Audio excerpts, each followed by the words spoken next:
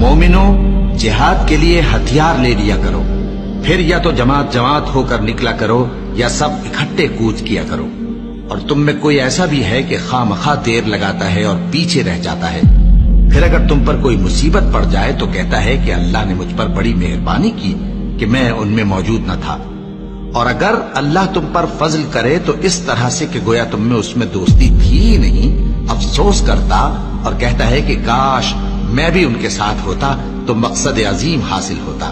अब जो लोग आखिरत को खरीदते और उसके बदले दुनिया की जिंदगी को बेचना चाहते हैं, उनको चाहिए कि अल्लाह की राह में जंग करें, और जो शख्स अल्लाह की राह में जंग करे फिर शहीद हो जाए या गलबा पाए, हम अनकरीब उसको बड़ा सवाब देंगे।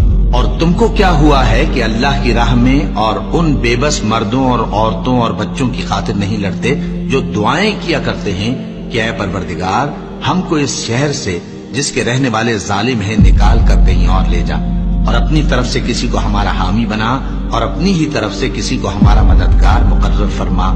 जो मोमिन हैं वो तो अल्लाह की राह में लड़ते हैं, और जो काफिर हैं वो शैतान की राह में लड़ते हैं। सो तुम शैतान के मददगारों से लड़ो और डरो मत, क्योंकि शैतान का दाव कमजोर होता है।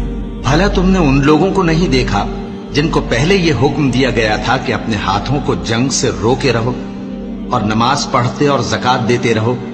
फिर जब उन पर जिहाद फर्ज कर दिया गया तो बाज लोग उनमें से लोगों से यूं डरने लगे जैसे अल्लाह से डरा करते हैं, बल्कि उससे भी ज्यादा, और कहने लगे कि ए अल्लाह, तूने हम पर जिहाद जल्द क्यों फर्ज कर दिया?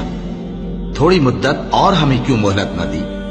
ए पैगंबर, इनसे कह दो कि दुनिया का फायदा बहुत थोड़ा है और बहुत अच्छी चीज तो परहेजगार के लिए नजात आखिरत है, और तुम पर धागे बराबर भी जुल्म नहीं किया जाएगा। ए जिहाद से डरने वालों, तुम कहीं रहो, मौत तो तुम्हें आकर रहेगी, खा मजबूत कलों में रहो।